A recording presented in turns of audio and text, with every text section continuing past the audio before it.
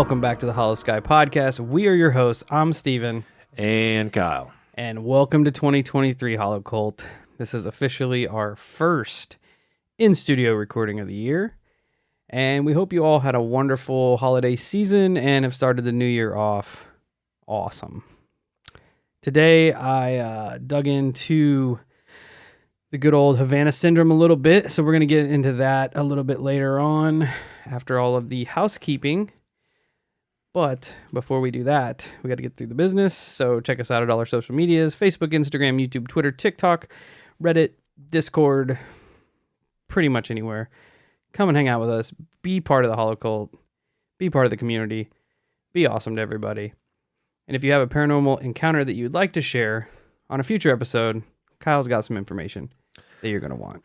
Well, you can write your story out, shoot it over to the email, which is going to be holoskypodcast@gmail.com. You can also record yourself on like your voice memo app or video or however you want to do it. Send it to the same email. You can also call the holophone, which is going to be 1-618-556-0837. You can leave a voicemail. You can shoot text over. All that good jazz. You can also email holoskyinterviews@gmail.com if you'd like to sit down and have an interview. We are currently trying to work out times to set up interviews. You know, I know we have some content creators that we're going to work with. And then we're going to start trying to work with everyday people to get their stories out there with some interviews. It's we're busy. It's especially with the new night shift. You know, we have that on Wednesday nights at 8 p.m. Central Time. So if you can make that, that would be fantastic. It has done significantly better than me and Steve thought it would, which is great news for us because it's a lot of fun. It's kind of like our own live radio show. So I enjoy it quite a bit. Yeah, if you want to be a part of that, please do. It is a fantastic time. And right now, we're able to stream it on YouTube and Facebook. So definitely look out for that. And come over, bring your weird stories, bring your questions. Just keep it relative to the paranormal and keep it respectful. And it's a good time. Yeah, I love it. If you would like to support the show, we have tons of ways you can do that. We have a Patreon. You can jump over there and check that out. We got a lot of extra content over there and a bunch of different things. If something piques your interests, check out the tiers and sign up for one of those. We got a Venmo if you want to drop some monster money in there for our unhealthy monster habits. We appreciate that every time. The best thing you could do as a member of the Holo Cult is spread Holosky by word of mouth. Share it on socials. Share it all over the place. Say, throw our name out there to people who listen to podcasts and are into paranormal. Just the more people we have, the bigger of a community we can build. I got some stickers made that have a QR code. I got a bunch of them made. So I was thinking about maybe doing like a Holosky street team for the members of the Holo Cult that travel around quite a bit. I can send you like 20 or 25 of these stickers, slap them around, see if that drives any interest in the show. Another thing you can do is leave us a 5-star rating and review wherever you listen to your podcasts. If I find them, I will gladly shout them out. Today's 5-star comes to us from our friend Splashly7. Nice. Dope name. She says, incredible people, incredible podcast. 5 stars. You know those podcasts that you play as soon as a new one comes out? This is in my top 2 of all time. Love you guys and love feeling like we're friends and I get to listen to you guys talk. Ashley in New Orleans. Shout me out. Well, Ashley, shout out. Here's your shout out. I got you. Yeah, thank you. We love you too. And we are friends. It's not just about a feeling. We are friends. Yeah. Anybody that fucks with the show, you're a friend. You know, and on occasion, you know, there's been some people who reached out who we've talked to, and every once in a while, even me and Steve will check in with you because we haven't heard from you in a while. So we'll check in and see how you're doing. That's because we care about everybody. And we have listeners out there that check in on us quite often. Yeah. It's just a part of the Holo fam. Yep. That's just how we treat everybody. We treat everybody like family. And also, we like the fact that you guys are taking this journey with us. Yeah. Agreed. Couldn't have said it better. From there, we're going to our listener experience of the day. All right. First one of 2023. This kind of piggybacks off our last kind of deep dive informational show that we had last year, which was the Santa Claus encounters. I had someone message me on Facebook, and he had a very interesting Santa Claus encounter that I'm going to share with all of you. This is from our friend Anonymous that messaged me on Facebook here. Anonymous says, "Hi, Steve and Kyle. I've been listening to you guys for a couple of years now and have been promoting your podcast to friends and family. I just listened to the Santa Claus Encounters episode, and I felt like I should share my own experience. I've kept it to myself since it happened because of possible ridicule. Because of this, please do not use my name in any way if you share this on your show. I would love to hear your opinion on it, though. First off, I'm what people would consider as being highly educated, although I don't really look at it that way. We all have topics we know a lot about, and just because my name may be on a couple diplomas doesn't mean that I'm more educated than the next guy. It just means that I may know more about education and journalism and writing than some other people. But I bet they have certain strength in other areas that I cannot begin to fathom. Anyway, when I was about 8 years old, I woke up probably about 1 a.m. on Christmas Eve. In my family of 11, we would always sneak around and try catching Santa in the act, so to wake up in the middle of the night was great. However, I quickly realized that something strange was going on. There was a bright white light coming through my bedroom window on the second floor. The light was so bright it almost was hurting my eyes, but in the corner of the room I could make out a tallish figure sort of hovering off the floor. I share my bedroom with my brother, who is 4 years younger than I was, but he was not stirring one bit. For some reason, I knew that running to my parents' bedroom was not an option. Looking back, it certainly sounds like an alien abduction scenario, but it gets even weirder. I pulled up my blanket over my head and waited a minute or two, then ran full steam out of my bedroom.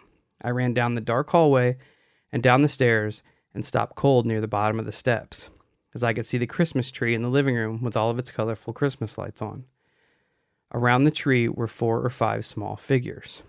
This is where it gets really weird. One of them was dressed as Santa in a small Santa suit. The others were dressed in sort of elf-like costumes. The Santa did not have a beard or anything, just a couple small eyes, 2 little dots for nostrils, and a little smile on its face. To my 8-year-old self, it was a strange sight, and I wasn't sure what to make of it. I stood still for a few seconds, and the Santa figure stuck out its hand and motioned for me to come closer. I was a good 20 feet from them and still on the staircase. I took one look at what an odd scene that it was and took off back upstairs to my bedroom that was still all aglow in the light. I dove back under my blankets and that was it. I don't remember anything else.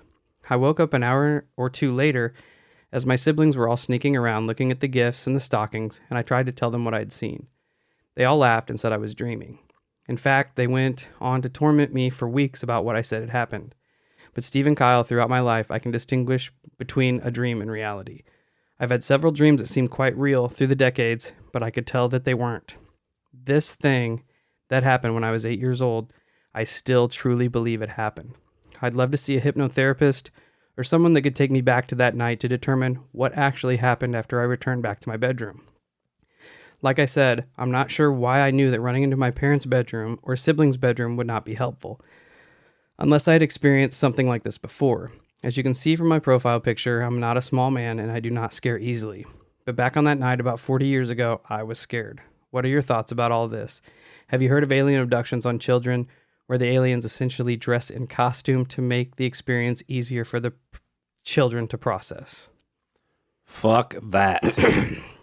With a capital fuck. That's, when I read this, I was like, because I That's went terrible. through a lot That's of terrible. Santa Claus encounters when I was doing my research for my episode. I don't think any of them come close to this. No, that is the grossest overall encounter I've probably heard while on this show. Yeah, Because there's intent behind that. There is manipulation. There is a whole lot of weird behind it. Period. The end. And yeah, I have heard stories where these ETs will take on the shape of something familiar, or at least screen memory wise. You know, they make you think this is what they look like, even though they really don't. I've heard stories where it looks like the kid's favorite action figure is standing at the base of their bed, you know, or a familiar cartoon character, or whatever the case may be, to aid in the abduction, more or less, you know, to make it, for whatever reason, to ease your mind and make it just easier to go with them, I guess. I don't know. It's just fucking bizarre. It's terrifying, man. I just picture the way he described the creepy little Santa with no beard, just this little eyes and nose and a smile. And he just reaches his hand out and calls him over. No. Hell no, I'd have punted that thing through the window. Dude, that just sounds so bad. So bad. So I had a little correspondence, and I stated that I don't recall any scenario where they were actually in costume, but I said, as Kyle said, you do hear about visual manipulation and screen memories not to scare off people, especially children. And Anonymous stated back, I was thinking that too could be visual manipulation, but I also heard a couple years ago on Darkness Radio with Dave Schrader, someone speaking about alien abductions and different outfits worn. But again, could be visual manipulation. It's kind of funny to imagine if they were actually wearing costumes, that they were in a UFO ahead of time, dressing up in their little elf costumes before coming into my house. Well, Anonymous, I'm not saying go to a hypnotherapist, because that could unlock some terrifying memories. But if it's something that you're seeking out to do, hit us up. Yeah, I'm curious to see what happened that night.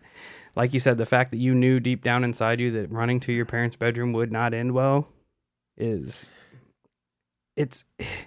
it plays out like your scenario. The first thing he did was hide under the covers. That's exactly what I was going to say. And how many times have we heard these child abduction stories, and they all do exactly what I did in mine. They do the exact same thing. It is bizarre. You know, and I in my gut, I wanted to run to my parents' room, but I ended up not going to my parents' room. The same thing. It's like what I stated in the Santa Claus episode. If you guys haven't listened to that, go back and listen. It is a banger. It's a good episode. But it's almost like whatever is behind these sightings knows our folklore, knows our history, and picks this one specific day to mimic this folkloric entity that all the kids are so privy to see, all the kids are looking forward to see. But almost every case you hear that when they do see this entity, they are absolutely terrified. Yeah. And these aliens apparently didn't do their homework very much, or they just went to like the Goodwill or ordered off a Wish a Santa Claus and elf costumes, so awesome. Because the dude definitely knew that it was not actually Santa Claus. Yeah, it almost makes me wonder too, not to counterpoint you, but it makes me wonder if they weren't in his head prior to showing up, because he states how him and his family made this a thing. Like, we get up to look for Santa. Search for Santa. You know what I mean? Like, that makes it even more creepy. Yeah, it makes me wonder if they was in his head and looking for a way in, and then they read his memory essentially and was like, all right, here's our way in. Or they had been like surveilling this family, and then they just sort of put that into them. They're like, you know what you could do every Christmas? Right. Have the kids get up and look for Santa. And then the kids start doing it, and then they're like, you know what? Now's our time to strike. Man, I got these dope ass tiny little itty bitty Santa suits, and like I keep picturing that, like one dressed as Santa and the rest as elves. And I don't know how I would feel about that. Like, I feel like I would be terrified, but at the same time, you almost feel like, okay, you're a joke. Them being small, it leads back around to where a lot of people that listen to the episode circled back around to. It may be being the Fae. Could be Santa being like a supreme elf, and it 100% could be. That actually makes a lot of sense, really, if you think about it. With all the the lore around it, you know, the leaving the sweets out, the whole nine. Like it definitely fits the bill, in my opinion. Well, the other thing that we're overlooking is at the beginning of the episode, he saw a tall figure hovering above his bed. That's true too. Or hovering in the corner of the room, which it rolls, made me think of a tall gray. yeah, which rolls back to like the haunting of the Andrews family, where they both saw the tall figure hover up out of the floor. Yeah. And Yeah. which is attributed to the alien abductions of the case. Yeah. Because the tall grays are kind of said to be like the brains of the operation, so to speak. He's like, you know what I think? You know what I think will work since it's Christmas Eve? I'm gonna hide over here in the corner, and I'm gonna have you seven. I got these suits right. I just picture like dog costumes almost, like Santa Claus and his elves. They're like, let's put these on and see how this works out. I don't know. It was a. When I read it, I'm like, I gotta put it out. So, Anonymous, thank you so much for trusting us with your story. I do not have an answer as to what it could be. Me either, man. But if you do decide to see that hypnotherapist, you can message us on any platform and let us know, because I don't even know. Like, all I said in response when he first sent it, I just said, dude, that's terrifying. Oh, yeah. I don't even know where to go with that. So, yes, Anonymous, if you decide to do that, you find a hypnotherapist, let us know what they find out. I hope it's not as bad as I anticipate it to be, unfortunately. So if you do have a paranormal experience you'd like for us to feature, you know how to get it to us. That was bizarre. It was weird, man. So weird. So from there, we're going to dive into this episode that I put together on the Havana Syndrome, which, if you don't know, you will know now. We had somebody recently email us, but I had already kind of started looking into it. Our emailer friend talked about linking it to HARP and and their usage and manipulation. I didn't really go into it in this exact episode, but we might circle back around because there's a lot of information to cover here. I had a bunch of sources. The thing that really set me off is, like I've told you before, I always listen to YouTube creators that talk about mysterious content. This specific one that kind of set me down this path is a YouTube creator called Curious Dark. Go over there and check them out. They have a lot of good content. They're a smaller creator. Show them love. Just check out their stuff. Some other sources I'll get right off the bat. I use theguardian.com, thenewyorker.com, the BBC. There's a bunch of different websites that I use to compile information. Most of them I found linked through the Wikipedia and just kind of dug through them all. So if you check out the Wikipedia on Havana Syndrome, go down the bottom. They have a ton of sources down there for information if anybody's interested in looking into it. So this particular topic seems to start in July of 2015, when America and Cuba kind of decided to put their differences aside. Like they hadn't had anything to do with each other since the Cold War. So they opened each other's embassies in an attempt to improve the economic relations between the two. The first year pretty much saw drastic improvements between both countries, which was a positive, of course, until December 2016, when an American CIA operative came forward reporting odd sounds from his apartment in Havana. The officer tried to shake the odd sounds off and come up with logical explanations for the sounds, such as crickets or cicadas, or maybe even carbon dioxide poisoning, carbon monoxide, dioxide, whichever one it is. But eventually it began to affect his physical health. He would admit himself to an American embassy health clinic in Havana, reporting symptoms of dizziness, headaches, and nausea. This prompted a small investigation as to what might have caused the illness, only leading to insect noise being ruled out as the cause of the mystery illness. The embassy actually, at that point, filed a report that was sent to the White House after this initial patient zero reported his symptoms, but apparently nobody at the White House took it seriously. Just a few months later, in February of 2017, 2 more CIA agents began reporting hearing strange noises in their apartments. These sounds included odd buzzing noises, high-pitched ringing noises, and interestingly enough, that will pique Kyle's interest, something that resembled the sound of marbles being dropped on the floor, and then the marbles rolling across the floor. Yeah, definitely Reminds me of the bean. That's the first thing that I thought. And even with some of my health issues here of late. That is... You know, the dizziness. I hear weird noises. The bean. Now, the bean, it's something we found. Like, we actually found it. And then it disappeared. So it's gone now. I don't know where the hell it went. It's definitely bizarre, though. And then the fact that this is happening to CIA agents, that makes it even stranger. Right? It is bizarre. Because it's weird that I mean, they sound like us, right? Like because typically you wouldn't attribute weird noises to this shit. You know what I mean? Like but it sounds like somebody who's utterly confused and is just kind of trying to relay everything that transpired that night, that time, you know, like, yep. Yeah, I did start hearing strange noises, as a matter of fact, you know. It almost sounds like somebody might have led him with a question, like, hey, did you hear any weird noises? Because it wouldn't be something that you would essentially bring up if you went in feeling sick. Yeah, You know what I mean? Yeah, like it just seems out of place. Yeah. And when I heard about the dropping of the marbles, I immediately thought of the bean. And with the recent speculation on Negress Industries, if it is tied to a government agency, it's not that far out of the realm that maybe whatever this is, like, I know it's a reach, but the similarities they're there. Very strange. Yeah. And I mean, I do get the occasional, which I mean, it happens to everybody. I'm not saying this is connected either, but you'll be sitting there and then all of a sudden one of your ears will just go wing, just start ringing. Just bam. Yep.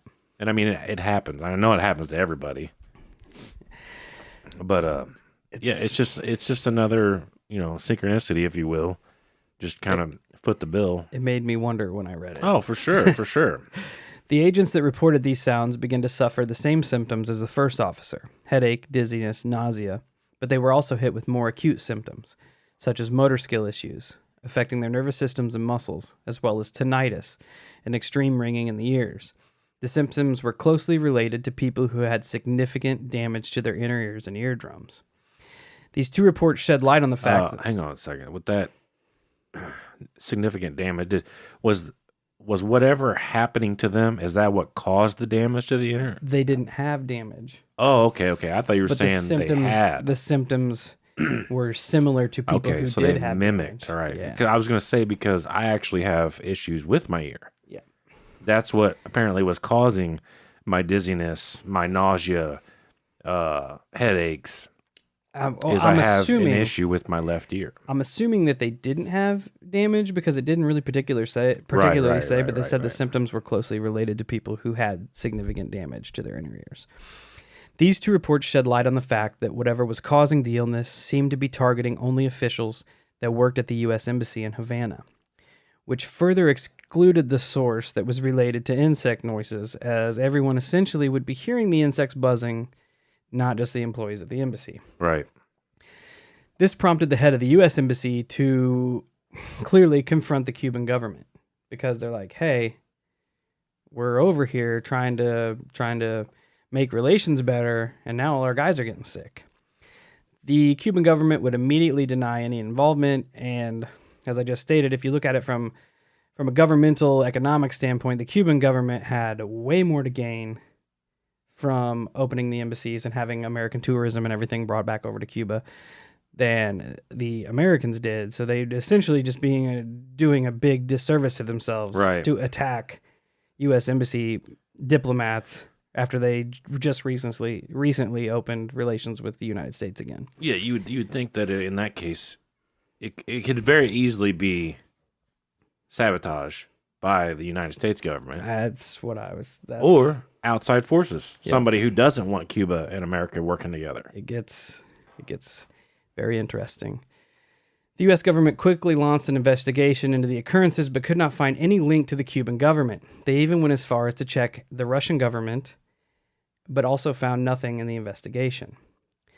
But almost like a slap in the face to the investigation, March brought even more U.S. officials at the embassy to admit themselves to local medical clinics suffering from the same strange symptoms. Oddly enough, this also brought out some sufferers who had mirrored symptoms but did not report hearing any of the odd sounds. That's weird. So they were coming forward with the sickness, but they could not relegate it to any noises. You think that was because they couldn't remember, or they just legitimately never heard anything weird? I don't know. Like when me and you were talking, when I told you about the marble drop, because I have some of the same symptoms that they do. And I'm like, now I'm racking my brain. Did I hear something and just write it off? Oh, dude, that's weird. Or did I not hear anything? All right, so think about this. So am I, and I'm not saying I'm falling victim to Havana Syndrome here. It's yeah, because talking about it, I'm like, man, we're not going to sit here and be like, oh, we're suffering from Havana Syndrome. But making the connections to what we've been through is weird. But here's what's weird. So whenever I first started having issues, I mean, it was really scary for me, and it was really bizarre. But ironically enough, the more people I would talk to, I talked to Steve, I talked to family members, close friends, and it's weird. It's weird because there were several people around me that started having the same symptoms. Namely, the ones I can recall offhand, legitimately, are me, you, and Sarah. Weird. Because you remember, like, right when it first happened, I told you what happened to me that day. And then it was a couple days later, you're like, hey, Sarah said, Sarah described almost the exact same thing happening to her. And then you're like, hey, this actually happened to me in the same, and it was the exact same manner as the which I had it. That's weird. That's gets the more. Here I go with the word synchronicities again. I'm gonna throw this out there prior to any more information, but apparently, and there really wasn't an actual explanation as to what happened, but I had to keep going back to the doctor because I kept having these like really bad dizzy spells. They were terrifying, and I was telling Steve, like, I could describe it like almost like an actual force was moving through my head. I could feel this like numbness move through my head. It would mess up my equilibrium, all types of stuff. Oh, I forgot about that, but dude, it was wait. It was terrifying. But the reason why is the way the doctor explained it to me when he looked at my ear, because I told him my ear feels off. It's my left ear. Now I do have like a small canal in my left ear, but he said that there's that fluid sac or whatever that's behind your eardrum. And for whatever reason, this thing was like suction cupped around my eardrum. And that was what was throwing everything off. But I want to throw that out there because I don't know where this all goes. But I want to throw it out there like it maybe if that lines up. We're just going to keep moving forward. All right. Hollow cult. Okay. So where did we leave off? Oh, people suffering the symptoms that could not report hearing any of the odd sounds. The cases just kept compounding, and by September, 16 CIA agents had come forward as the victim of whatever was causing this mystery illness, and 10 more U.S. civil servants were down with the sickness. There it is. I couldn't help myself. It's weird, though, because I wonder how they were looking at this. Were they looking at this like a sickness or like it was some type of attack? I think they were going... I think at first they thought maybe it was some kind of sickness. Right. But once it started just being contained to the U.S. Embassy, they were thinking that this was more focused at the U.S. Okay. U.S. I'm just officials. trying to... I only bring it up because of whom it involves. It involves CIA agents. I feel like the government, they would have to have a reason to want to go investigate. You know what I mean? Because if it was just a cold moving through, you'd just be like, whatever, it's just a cold, get over it. I think the fact that it was specifically targeting people that worked at the embassy made them kind of be like, hold up. Right, yeah, that makes sense. That makes sense.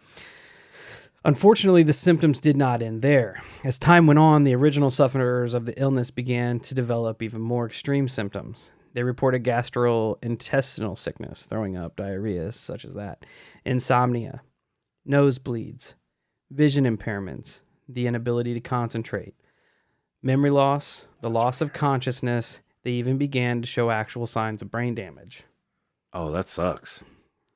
That sucks. But once again, making another fucking odd connection here. So like I said, I had all these health issues. I've been kind of cleaning up my life a little bit. And in cutting out some things, I like what I tell you not too long ago. I'm like, not drinking Monster prior to me riding anymore.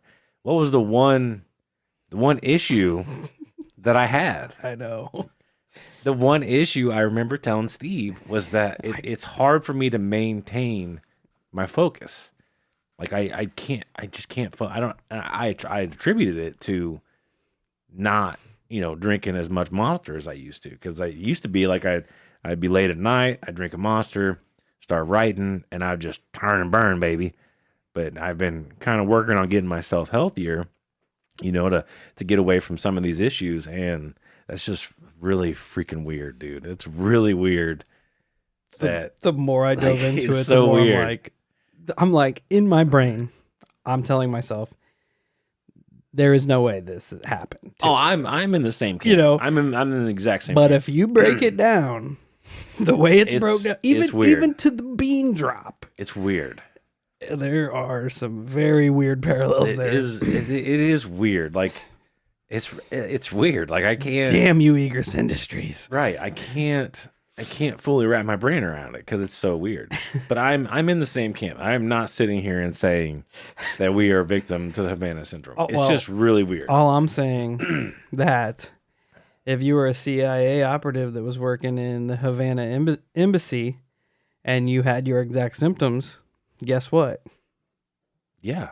I would be a victim to Havana Syndrome. It's fucking weird. Yeah. That's really bizarre. Really, really bizarre. I hate it. Okay, at this point, the U.S. had flown in a doctor from the States to start investigating and attempting to treat those suffering from the syndrome. As if to show that they had the upper hand, not long after arriving, this doctor also started suffering from the symptoms. He fell under the sickness as well. Okay, another question. Because I don't know much, so take this with a grain of salt. This was all happening at the embassy? Yes. Correct? Are there outside people that work at the U.S. embassy? Or is it all just United States people?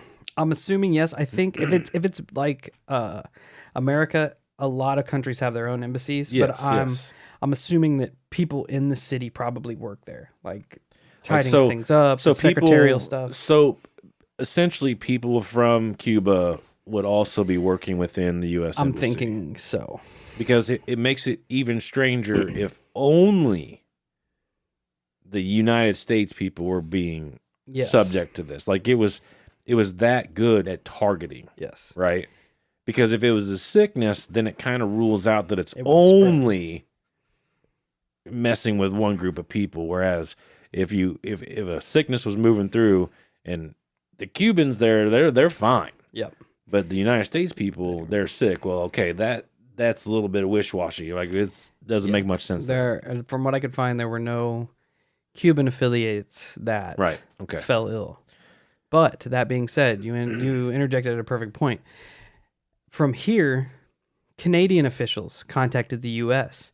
and reported that 14 of their Havana embassy officials had also been targeted and fell ill under these mysterious circumstances. That's weird. This prompted both the American and Canadian governments to pull all of their non-essential staff from Cuba.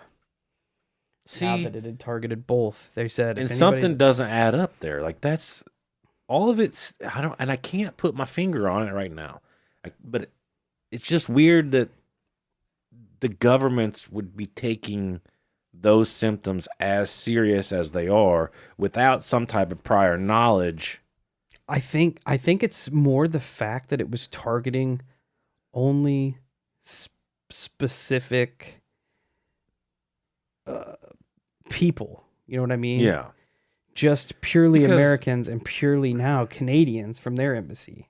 Because I could sit here and argue that maybe, which is just as plausible as this infrasound shit. I was spiking your food to make you sick.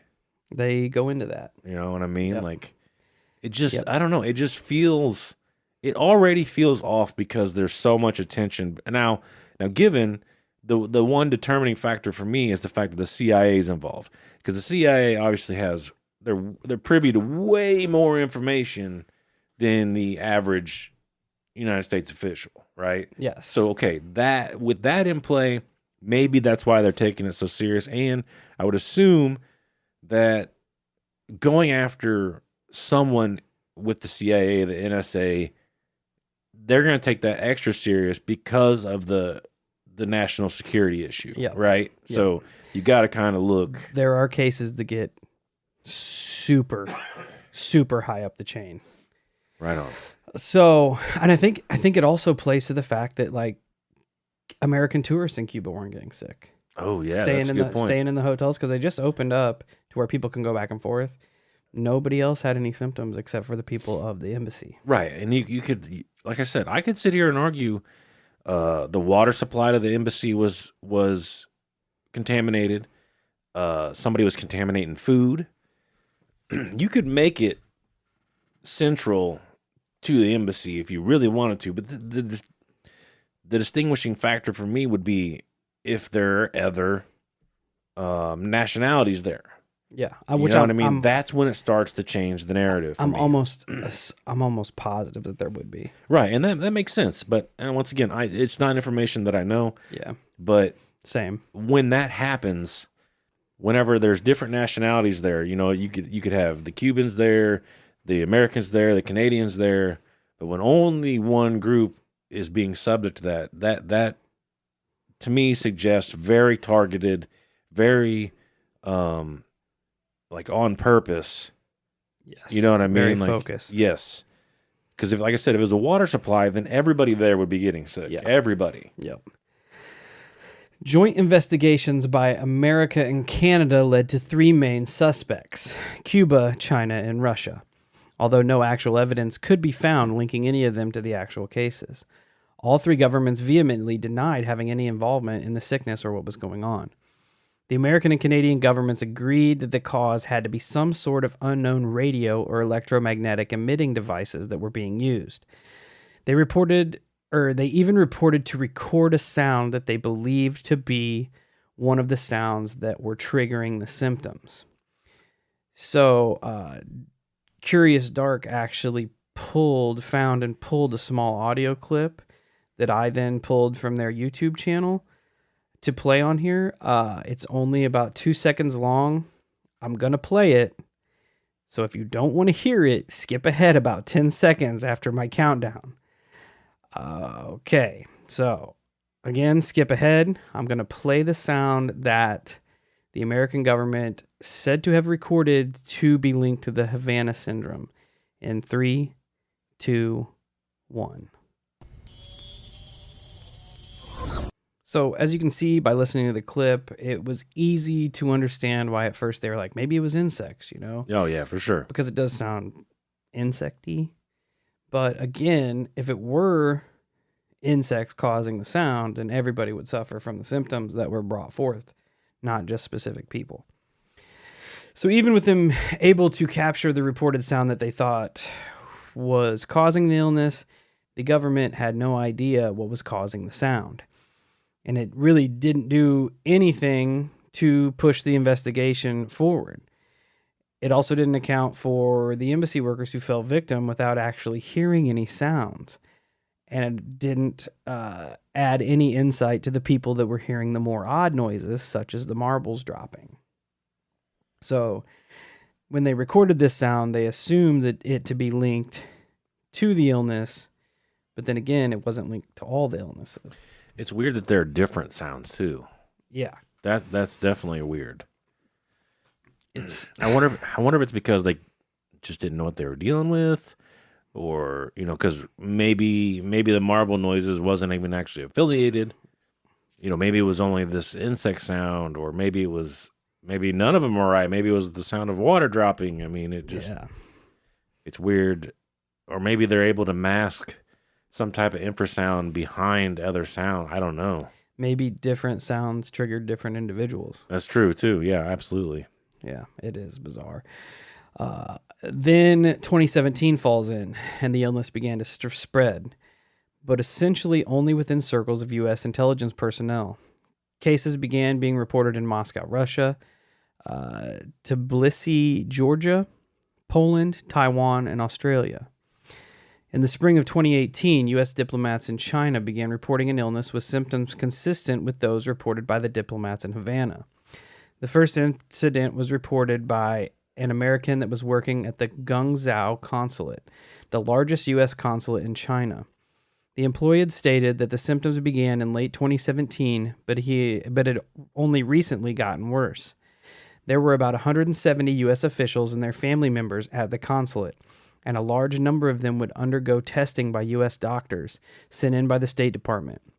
We're going to assume here that these tests would find something interesting and significant, as 9 of the diplomats and their families were evacuated immediately from China, all of which were reporting the symptoms. That's weird. That they got. So they definitely found something. Yes. As news of the illness began to spread, this prompted questions during a Q&A in 2018 with the Secretary of State, Mike Pompeo. When asked questions about the illness in China from the House of Foreign Affairs Committee, he went on the record to state that U.S. diplomats in Guangzhou had symptoms that were very similar, and that was, quote, very similar and, quote, entirely consistent with those that were reported from the consulate in Cuba. In June of 2018, the State Department announced that a task force had been assembled to investigate the reports and essentially expand their health warning to the entirety of mainland China, after reports of U.S. diplomats outside of Guangzhou had started to experience symptoms resembling brain injuries. The warning stated that anyone experiencing, quote, unusual acute auditory or sensory phenomena accompanied by unusual sounds or piercing noises, do not attempt to locate their sources. End quote. That's kind of a bizarre statement. Yeah. Do not try to locate their sources. Because that would suggest to me that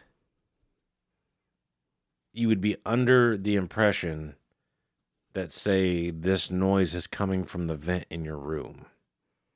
But there's a specific reason as to why you shouldn't approach it. That's what I pulled from it. That's weird. Does it get more intense the closer you get? I don't know. Or what? I don't know. Just the fact that they put that out, and for the entire mainland of China, that's massive. Yo, yeah. And not to everyone, just to people from the United States. So, again, going back to Curious Dark, they dug into one of the victims that came forth, and they pulled up some interesting stuff that I'm going to share with you here. So one particularly outspoken victim of the attacks at the Guangzhou consulate was a man by the name of Mark Lindsay. He was an engineering security officer at the consulate. He was one of the 9 original diplomats initially evacuated along with his wife. He reported that for nearly a year, he and his wife experienced headaches, nausea, and sleeplessness after hearing a noise that they described as marbles being dropped on a floor, followed by the sound of them rolling on an incline with an increasing static sound behind it. Lindsay went on record to state that he believed he was specifically targeted by whoever was perpetrating these attacks. In 2011, Lindsay worked with the IRI, the International Republican Institute, promoting democratic reforms in Ukraine and Georgia, 2 countries that we know have denounced American involvement by the Russian government. He went on to say that there were classified documentation that pointed to the country that were responsible for these specific attacks, but he was denied access to any of those documents by the State Department. He went on to say that top state officials in the U.S. government, quote, know exactly which country is behind it all, adding that he believes it wasn't Cuba or China, but another country that, quote, one which the Secretary of State and the President do not want to confront, end quote. Interestingly, not much can be found on the current state of Mark Lindsay or the other diplomats of the initial 9 that were evacuated from China. In 2019, an article was published that did go into some of the medical statuses of Mark. It states that the headaches of Mr. Lindsay became so severe that he was referred to Dr. Tina Shetty, the neurologist who works for the New York Giants, the football team. She stated that she had never seen a case like his before, stating that he had symptoms that were consistent with one seen in mild traumatic brain injuries, such as concussions. It's almost like the sound is able to almost like hemorrhage your brain, so in a way, and real quick, I was going to stop you there for a second, regardless, because he talks about the possible identification of said country. I was thinking about it while you were going through there. Like my number 1 and 2 pick would be China and America, right? Because we're kind of known for being techies. Like we have a lot of technology at our disposal. But the fact that he rules China out, and then he makes it sound like he says that it would be a country that we wouldn't want to confront. Like the only one that I could think of would be China. I think he is definitely pointing at Russia that's kind of, yeah, I mean, that's the obvious second pick. Yeah. And I'm not saying Russia's not capable of that. They very well are, but I just feel like... And the fact that like Cuba was tied so tightly in the Cold War, which was imminently between the United States and Russia. Right, yeah, that's true. Almost like, oh, you're working with the United States again. Well, we're going to come in here. That makes sense. And kind of screw shit up. And I don't remember the state between us and Russia at that time either.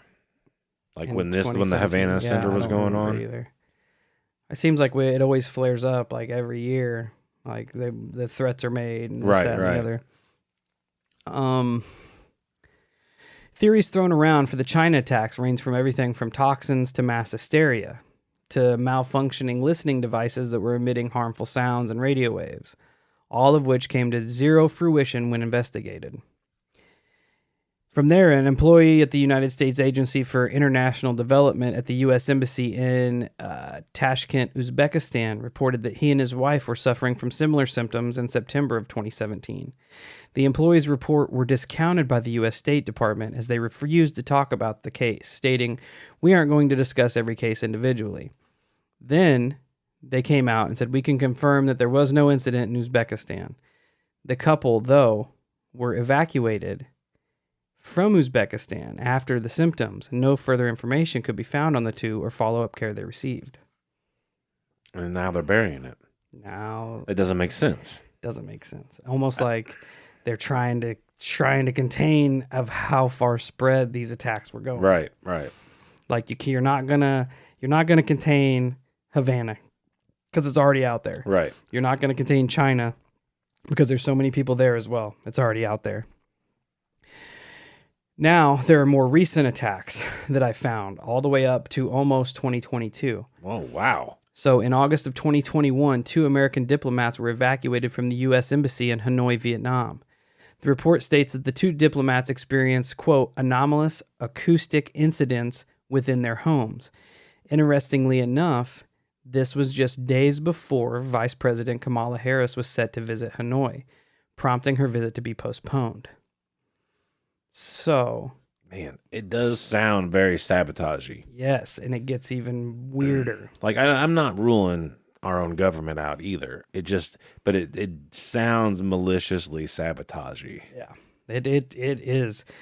This one has even more consequence. Essentially, less than a month later, CIA Director Bill Burns was traveling to India when one of his members of his team began to experience symptoms consistent with those of Havana Syndrome.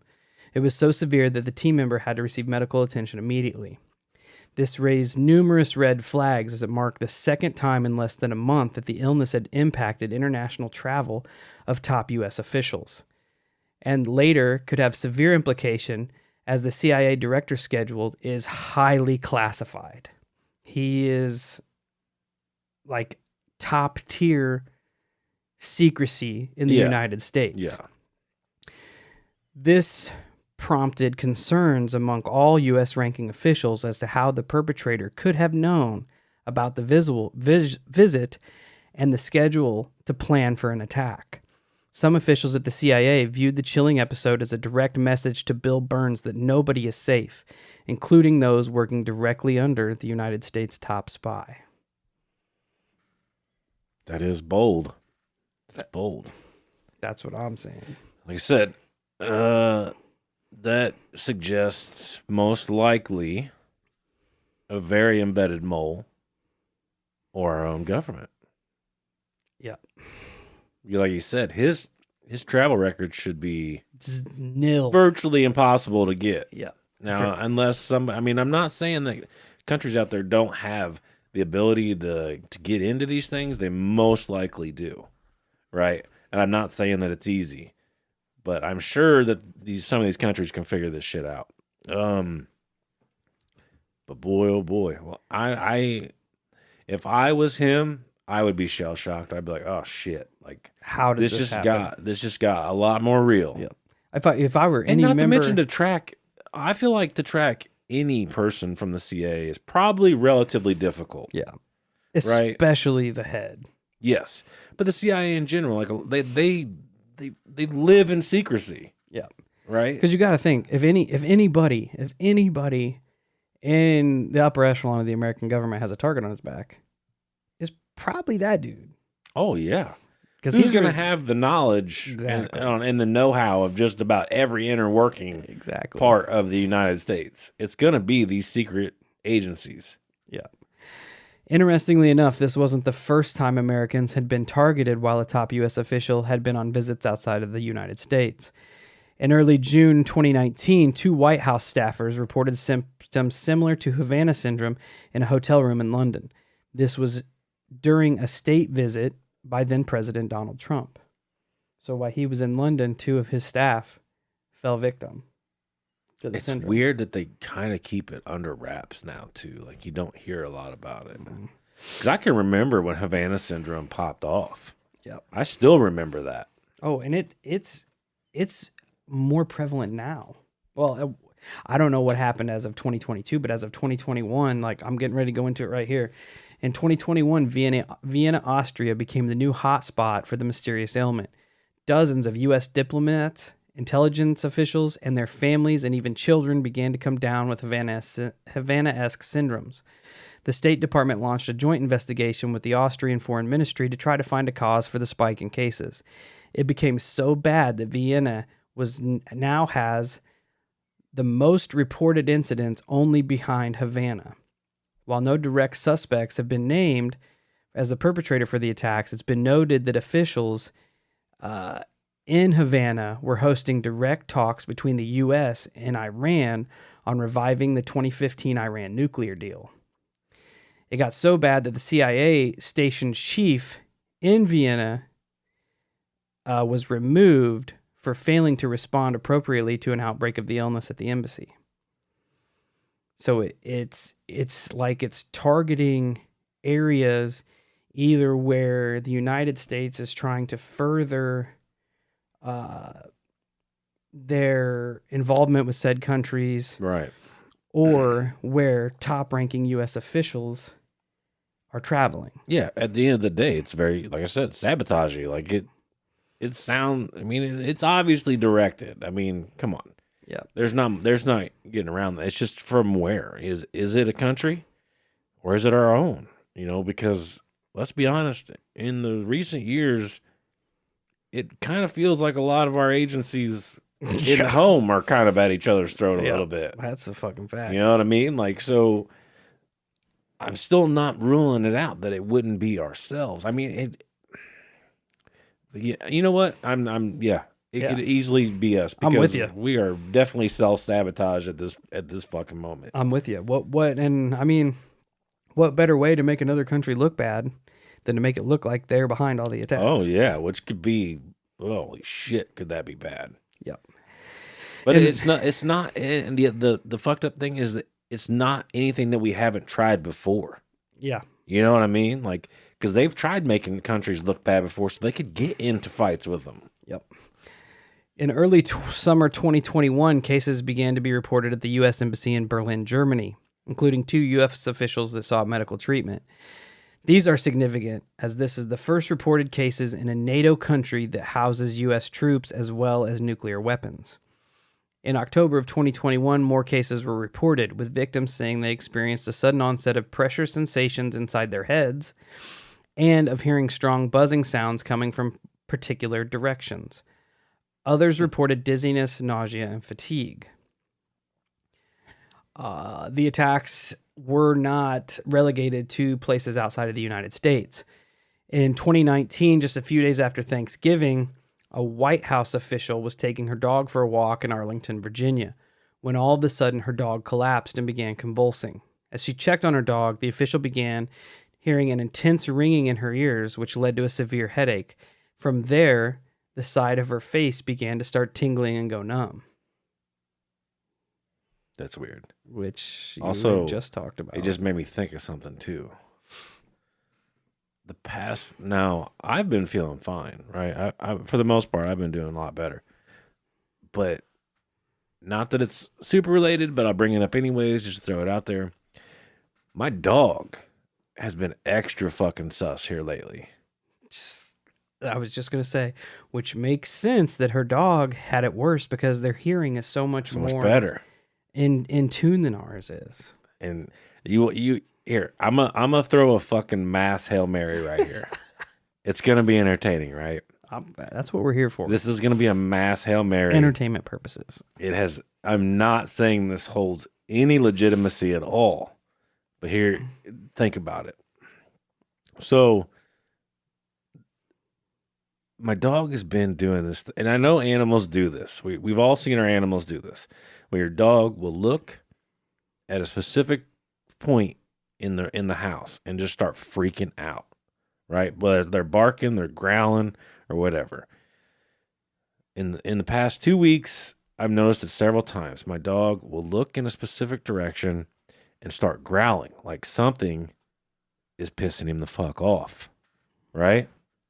So here's the mass Hail Mary. And I love it because of the way my brain works. Every single time it's happened, my dog has been facing east.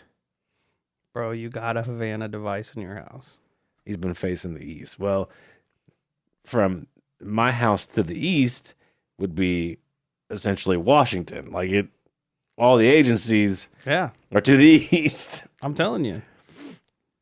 Everything lines up. I mean, we are being attacked.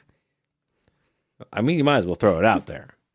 Now, I mean, then clearly, according to our reviews, we're not skeptical of anything. So. Right. Yeah, we're just going to go all in. So by the time this episode is released, we're probably going to be in the hospital. Be mentally disabled because from our brains brain got damage. melted.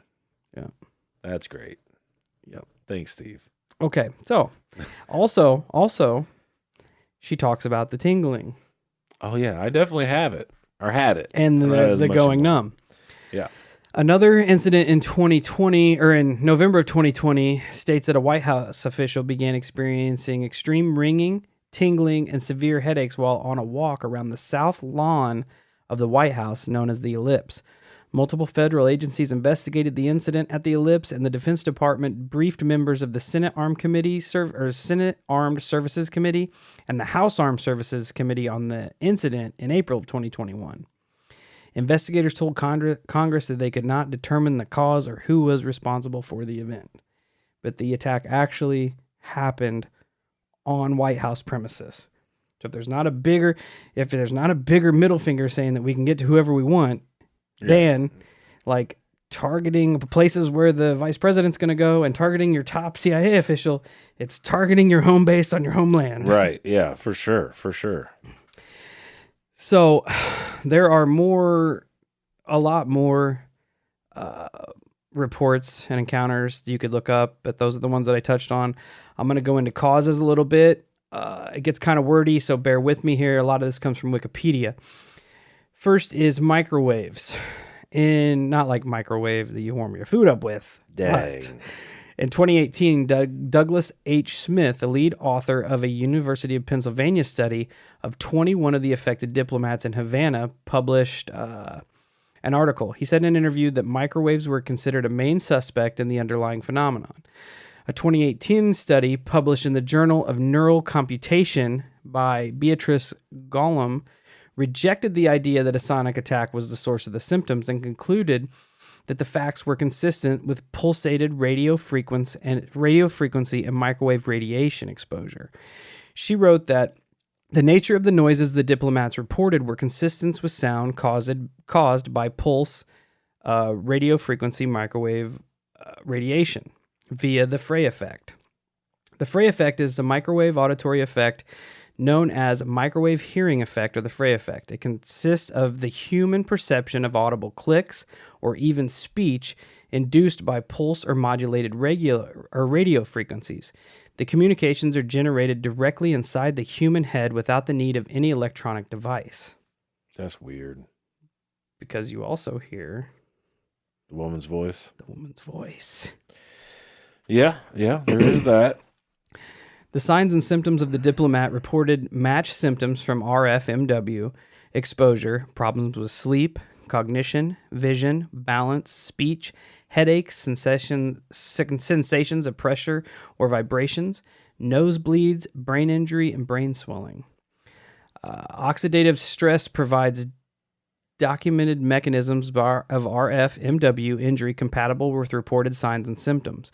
And in the past, the U.S. Embassy in Moscow was subject to a microwave beam called the Moscow signal. The Moscow signal was inferred to be a Soviet espionage technique that might have also had health effects.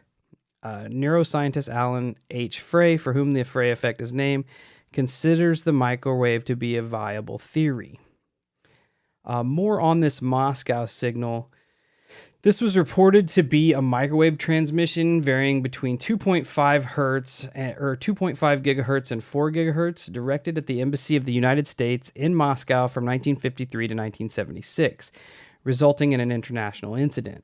The U.S. government eventually determined it was probably an attempt at espionage and that there were no significant health effects on embassy staff, although this conclusion has been disputed. This led to a bunch of weird and shady stuff by the U.S. government, but I'll go into the background of the Moscow signal since we're already into it. According to Wikipedia, the name Moscow signal was used by the United States intelligence officials to describe low-power signals recorded in the embassy. The microwave transmissions were only 5, whatever that number is, which is far below the irradiance of a microwave oven and well below that needed to heat anything. However, these signals were 100 times more powerful than the Soviet Union's maximum exposure standards, which caused concern among U.S. officials. The microwave beam came from a source in an apartment building about 100 yards east of the 10th-floor embassy building. The beams targeted the east side of the building with the highest intensities between the 3rd and 8th floors. During a routine background radiation testing in 1953, the microwaves were detected, and the source was suspected to be Soviet forces. 11 years later, shielding against microwaves was eventually put into place. During regular monitoring of the signal, the beams were found to have increased in intensity in 1975. The discovery of these microwaves was not acknowledged to the public or in many of the own embassy personnel until February of 76. Consequences of this Moscow Syndrome, which is interesting here. United States human testing. In minutes from a May 12, 1969 meeting of the DARPA Pandora Scientific Committee discussed plans to move forward with 8 human subjects. The human subjects would be exposed to the Moscow signal, then given a full battery of medical and psychological tests. The committee did recommend gonadal protection be provided to the male test subjects. However, the human testing was reportedly not pursued. The program was shut down in 1969. Okay. With an effect of the signal on behavior or biological function deemed too subtle or insignificant to be evident. So, okay, that's a double okay there. That's a bullshit lie. So you already know that they were interested in not only Russia using espionage techniques. In 53. In 53, they also sparked the United States to start testing. Well, of course. That's how that works to begin with. But the fact that they were doing this shit in 53 is insane. Insane. And you know damn good and well that by now they're going to get a whole lot better with it. Oh, yeah. And it's obviously, without question, especially if it's some type of infrasound. And I don't know how to do the microwave shit. I don't even know how to make infrasound.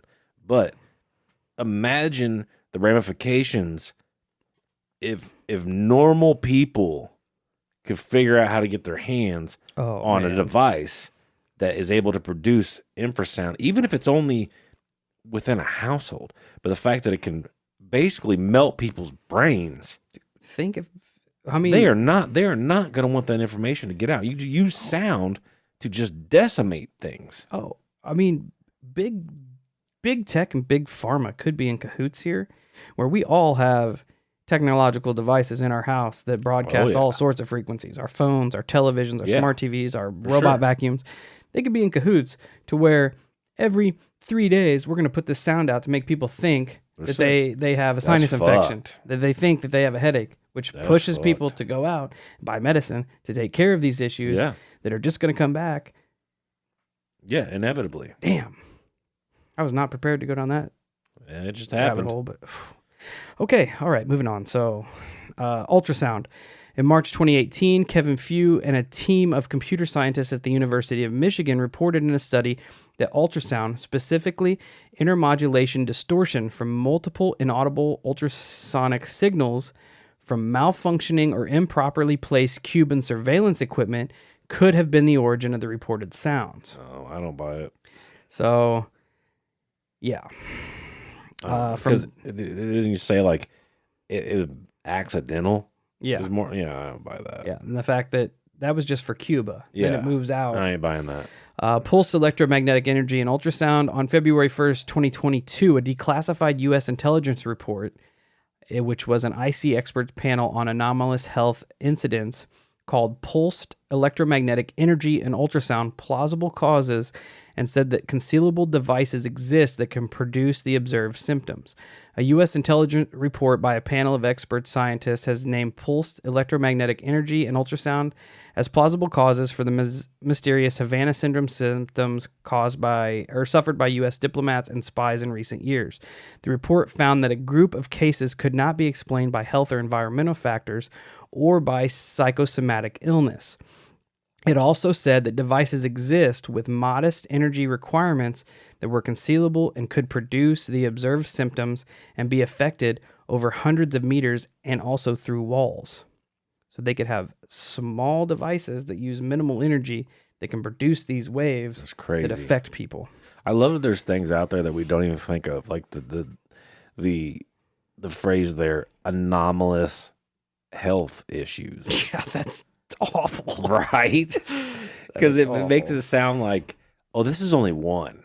This is only one little section within our anomalous health issues here. Yes.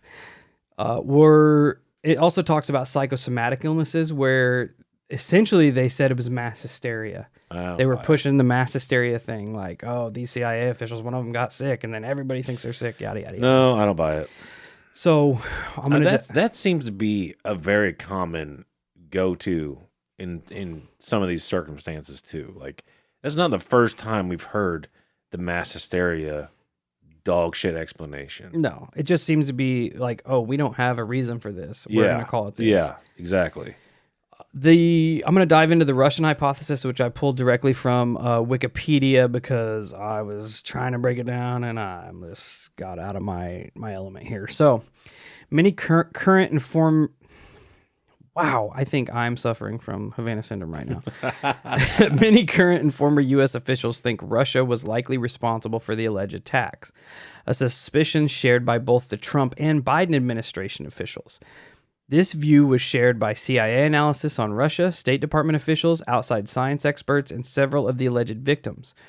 Russia has a history of researching, developing, and using weapons that cause brain injuries, such as the Cold War-era Moscow signal that I had talked about earlier. 2014 NSA report raised suspicions that Russia used a microwave weapon to target a person's living quarters and causing nervous system damages. And Russia has an interest in disrupting cooperation among the U.S., China, and Cuba. The U.S. diplomats stationed in China and in Cuba who reported ailments were working to increase cooperations within these countries, and some CIA analysis voiced suspicion that Russia thus sought to derail this work.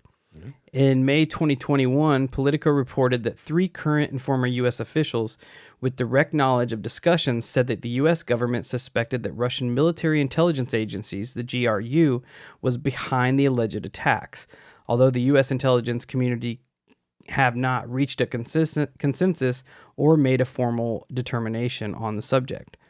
In May 2021, The New Yorker reported that the U.S. government's working hypothesis was that the GRU agents had been aiming microwave radiation devices at U.S. officials to collect intelligence from their computers and cell phones, and that these devices can cause serious harm to the people that they target.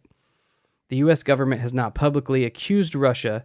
U.S. intelligence officials privately call the events attacks, but publicly call them anomalous health incidents.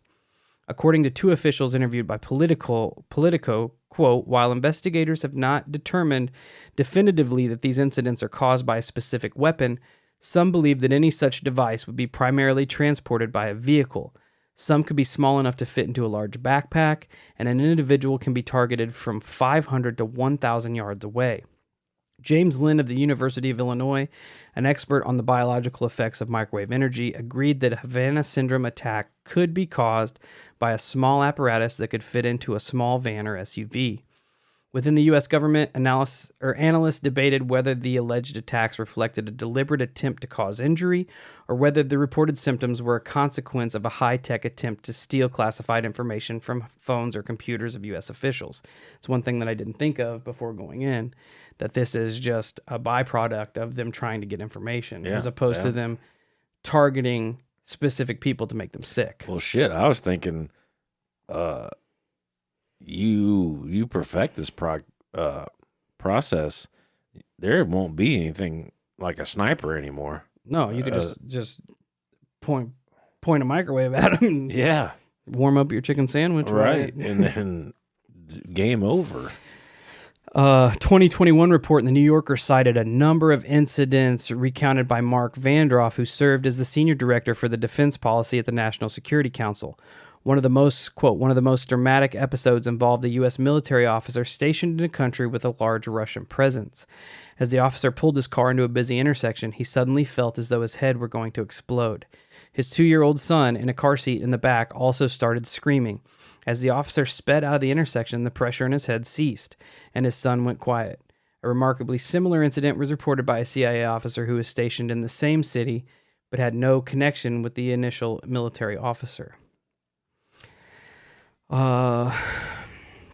So to sum it up here, I have a little paragraph that I put together about a report of the effects on the brains of these people. In 2019, a report was published that had results of brain scans to the staff of the U.S. Embassy that suffered from the mysterious illness in Havana. The report showed that the scans taken from 40 embassy workers that showed symptoms of Havana Syndrome had significant differences to those of healthy volunteers. The images of the embassy workers' brains showed that they, on average, had lower volumes of white brain matter, the tissue created by the nerve bundles that send signals around the brain. It also showed microstructural differences and odd abnormalities that could essentially affect auditory and visual processes in the brain. So whatever was causing this wasn't just making the victims sick, it was restructuring the brains of the victims. The Center for Brain Injury and Repair at the University of Pennsylvania, where some of the Havana victims had gone for treatment, stated that their teams published a study in the prestigious Journal of American Medical Association about what had come to be widely known as Havana Syndrome. They evaluated 21 of the Havana victims and found kind of damage to cognitive, balance, motor, and sensory functions that were associated with severe concussions. Unlike with most concussions, however, these symptoms did not quickly dissipate. Instead, they lasted for months, waxing and waning over time. The neurologists at the University of Pennsylvania found that some explanations for Havana Syndrome, including mass hysteria and group psychosis, were highly unlikely. Many of the patients didn't know each other. Their performances on tests could not have been faked, and they did not wallow in their pain. In fact, according to the study, they were desperately trying to get better and were largely determined to continue to work or return to full duty even when encouraged by healthcare officials to take sick leave. The study also concluded that these injuries were likely not caused by exposure to chemicals, since no other organs other than the brain were involved, nor were they likely to have been the product of a viral infection. As the doctor states, because these patients did not display any associated symptoms, like spiking a fever. Still, the University of Pennsylvania researchers couldn't explain what actually happened to these patients. Their brain scans were basically normal, and the doctor could not fathom what could have caused this kind of brain injury, one that refused to heal. And this, I'm going to end with this quote right here. These individuals appeared to have sustained injury to widespread brain networks without an associated history of head trauma. The study's author concluded that doctors and patients began referring to it as the Immaculate Concussion. It's so weird, man. It's so weird. It's, I don't know. It's the them using the phrase like it reprogrammed the brain is terrifying. Some of the description there in that medical study was terrifying. The fact that it could cause visual like hallucinations, and because imagine that, like they could tweak that bitch and be like, oh man, Stephen Kyle's onto something. Let's just make these guys sound crazy. Let's make them start seeing shit. Let's make them start hearing stuff. Or we're just going to melt their brain. I mean, think about what's happened to us in the last year. Oh, I know. Like when you use the phrase waxing and waning, like that's how I feel. Like one of the ways I described what I was going through, I felt a cloudiness in my head. That's the way I described it. Even to the doctor, I felt cloudy. I felt slight pressure. I did not feel like I was all there. Very, very weird. And all of this supposedly from my ear. My ear was causing 90% of this. It's and the fact that I was so worked up and worried over it, and all I wanted to do was to get better, but I was so worried about it. It was raising my blood pressure because I'd be freaking out about it. It stressed me out, raised my anxiety levels. It did so much over just that one thing. Yeah. The fact that they state that the injuries mimic severe concussion, but they had no physical trauma. Right, yeah. To their bodies. It makes you wonder if whoever was behind creating this had these effects in mind when they created it, or if this is just like collateral damage that they did not plan for. Yeah. I don't know. It's terrifying though. Absolutely terrifying. And them referring to it as the Immaculate Concussion, I'm like, oh man, dude, it's so crazy. That's bogus. But yeah, that was good. What I dug into. So that was good. We know about as much as anybody else. Whether it was some foreign government trying to cause chaos in the United States, maybe it was the United States trying to cause chaos in the United States. Nobody knows, outside of the fact that predominantly United States upper echelon intelligence members were targeted and have been targeted over the last, 5 years? No, more than that. 8 years. And it doesn't show any signs of stopping, and they are no closer to figuring out who is responsible for it than they were when it began. So crazy. It is crazy. So if anybody, I know, like I said, we just recently had an email talking about it. If anybody else has any information or wants to add anything, feel free to shoot us a message. Check us out at all our social medias, Facebook, Instagram, YouTube, Twitter, TikTok, Discord, and Reddit. Come be part of the Holocult. Join us on Wednesdays at our live on YouTube and Facebook at 8 p.m. Central Time to come and hang out, do some Q&A, share your weird stories. And until we meet again, Holocult, stay safe, stay weird, and I hope none of you fall victim to the Immaculate Concussion.